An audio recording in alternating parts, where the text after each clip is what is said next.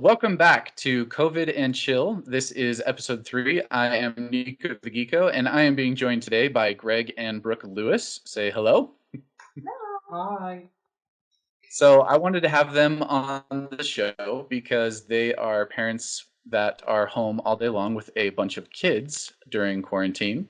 And I know that a lot of you are experiencing this, and that might be an interesting thing to talk about. So, on this podcast, we talk about how COVID-19 definitely is part of our world. It's a very serious situation, but it's also important that we learn how to chill and relax and find entertainment. And sometimes that can be kind of hard with kids. So, or maybe it's not. What is your experience? Has it been okay for you guys? It's been nuts.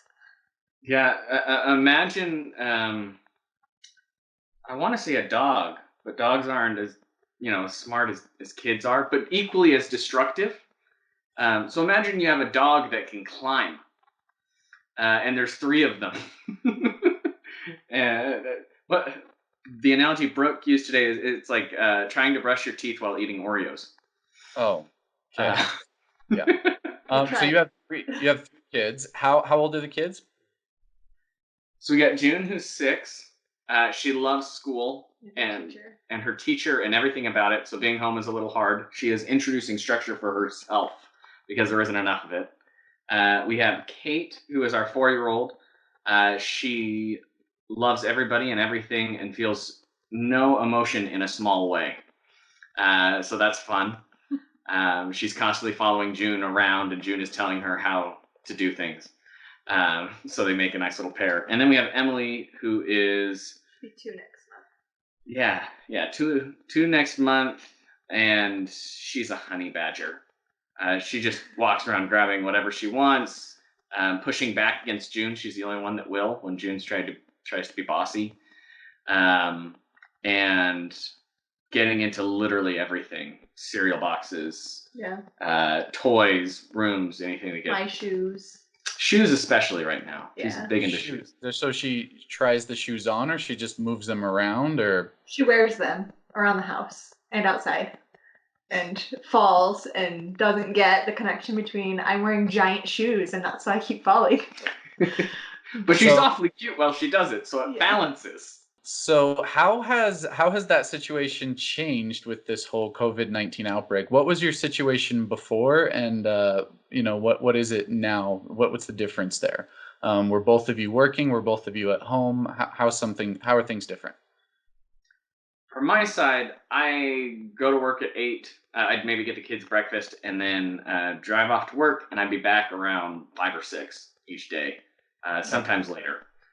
So I came home, we'd do dinner, put the kids down, and then Brooke and I would spend a nice evening together, usually watching our favorite TV show. That was about my day. Okay. Yeah, my day's changed a little bit. He still does that for the most part, but so before all of this, we would wake up and get June off to school on the bus, and she'd be gone all day long. And I feel like that was really, really good for Kate, our middle child, because it gave her a chance to lead and be that big sister. Mm-hmm. Whereas when June's home, she's kind of the little sister who gets pushed around a little bit. And so June was gone all day. June was thrilled being at school. She adores her teacher. She adores everything about school. So she's happy. And then me and the younger 2 girls would usually go to the gym, and they have like a child watch with a bunch of other little kids, and their cousins are there, and they play on the playground. And so they get their energy out. I get alone time. I get my energy out, and then we'd come home and go on with our day. But all of that's gone now. So it's a little bit of an adjustment. Kate, for as much as she adores her big sister, you can tell she's kind of starting to get sick of her, telling her what to do all the time.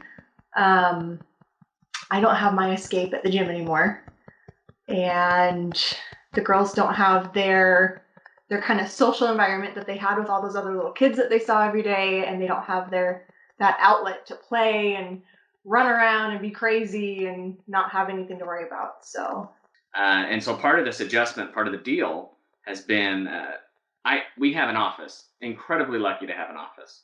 And so we installed a door handle with a lock on it, swapped it out of one of our upstairs bathrooms. And I just go in there every day at 8:30 lock the door, and pretend the outside world doesn't exist. Get on the work laptop and do that literally all day until 5 or 6. That, of course, that also took away Brooke's ability to, have her time away from the kids and away from the stress of that. So we ended up buying back the Switch from my nephews that we sold it to because they weren't playing it very much. Well, because Switches were sold out everywhere. Yeah, they're nowhere to be found. They're hard to get now. Yeah, we made the deal with them that we would, if you give us the Switch now, we will buy you a new one.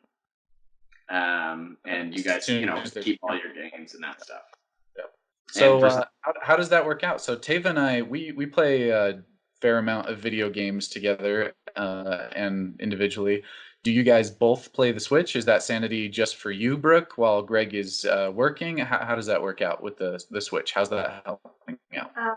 So we both have our own games on the Switch that we kind of use to de-stress, I think. So I play Zelda, and I play that like during nap time. I'll take a little bit of time and just kind of escape.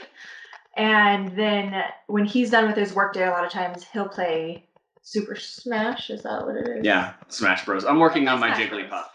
So he'll do that at the end of his workday for like 30 minutes or an hour at the tail end to kind of de-stress before he jumps back in.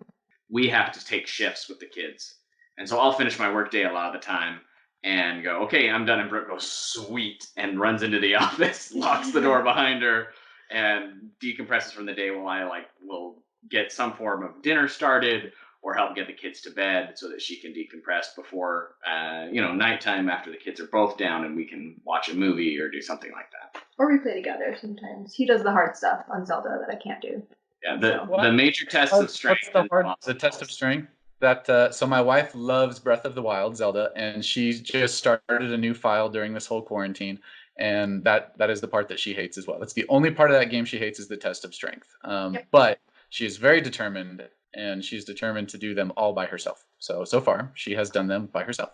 Do you guys have a backyard or some sort of outside vitamin D that you and the kids can get, or are you pretty much confined to the indoors? We have been taking walks just around our neighborhood, which is helpful sometimes. We definitely had to learn that my middle child needs to be the one who's in front, or she breaks down emotionally.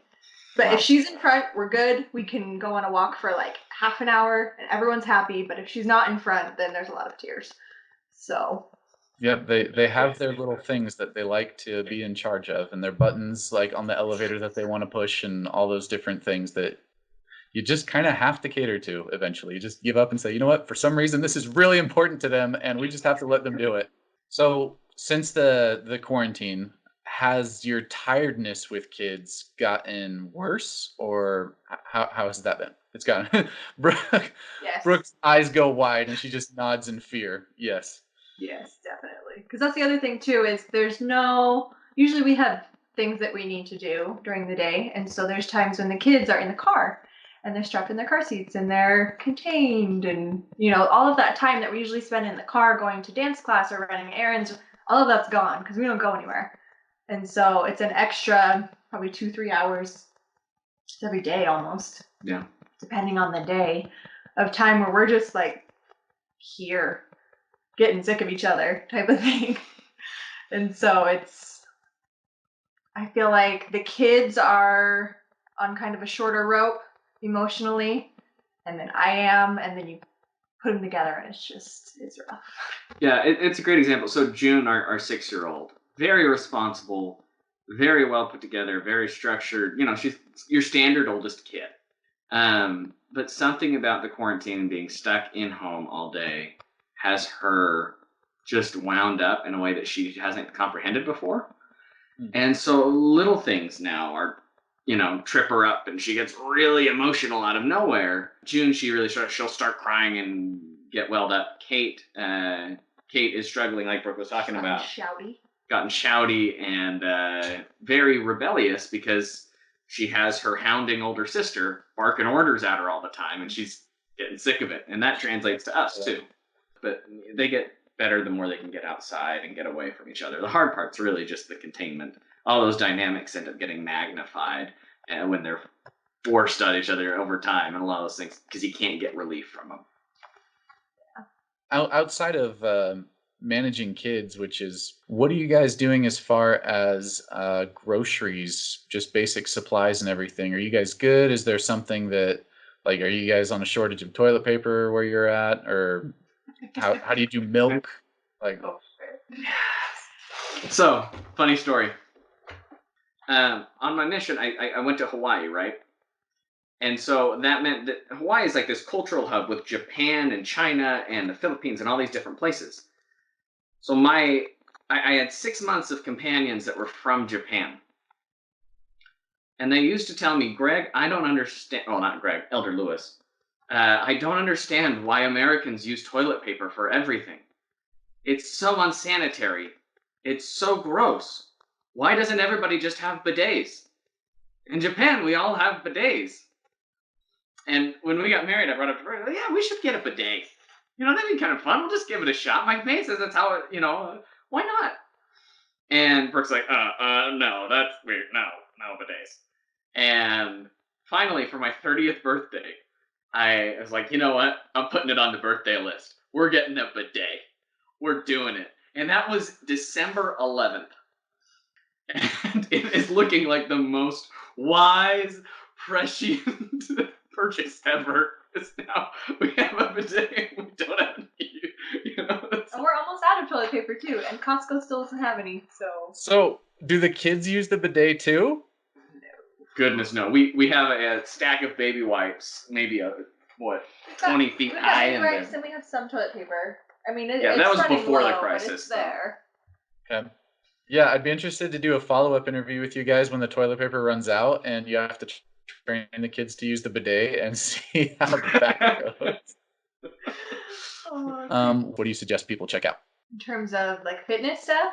Not just fitness. It could be entertainment or fitness or mental health, anything.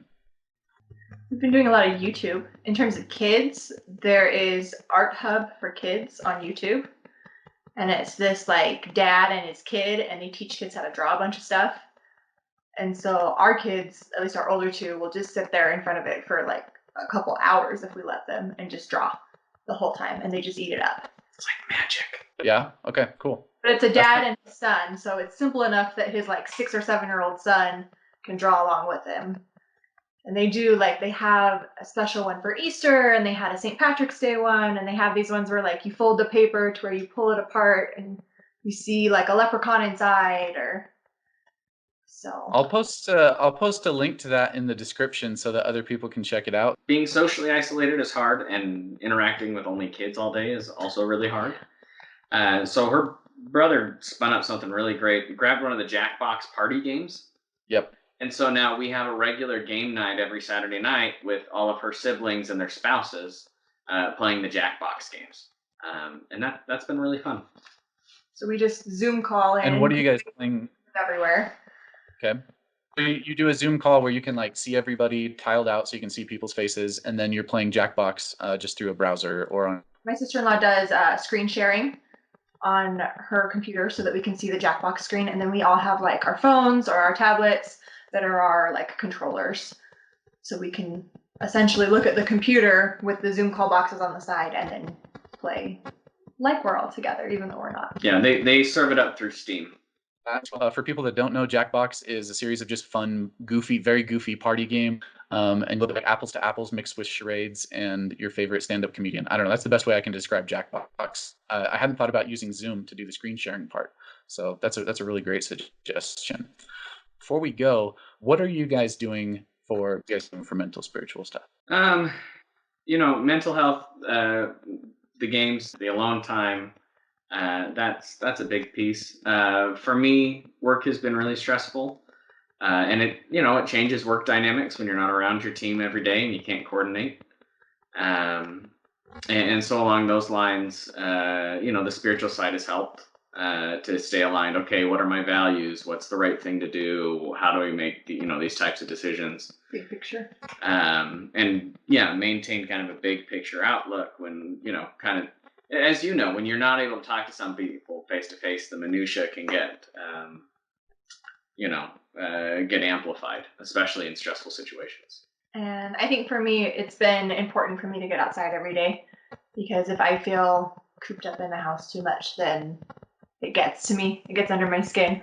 So that's why we've been trying to go on walks. Or like yesterday, we had a picnic in the backyard, and just being outside in that like openness has helped me a lot. I've also tried, before I go to bed, I keep my phone downstairs now instead of up in my room. So I don't use it as my alarm anymore. And so once I go upstairs to like get ready for bed and wait for him to get ready and all of that, my phone's downstairs. So I'm not on my phone looking at news or looking at, all this information coming at me. And I've started just reading books before bed, which I think has also helped me sleep better too, which helps with the whole mental health and everything else. I think you guys are probably aware of it in Utah, but the governor's issue to go out and make sure you're still spending money on small business. I think that's really important. My background is economics, and so seeing a lot of what's going on with small business owners and turning that up and the unemployment rate, as much as you can, these companies, Grubhub, others offering free delivery, do what you can to contribute to the local economy, because those things take forever to get back spun up, and they take forever, and they're really quick to fall down. So do what you can to support there, I think. So this has been COVID and Chill. This is Greg Lewis. Thank you for tuning in. Thanks for talking about life during quarantine with kids, which sounds especially challenging. A tip for the JackBox party games. I hadn't thought about doing that with the screen sharing in Zoom. I'm definitely going to look into that. Family game nights. So this has been COVID and Chill. Our world is COVID-19, this virus that's been spreading like crazy, but you can chill even though you're in quarantine. And tune in for the next episode when we have somebody else come on during COVID-19. Thanks.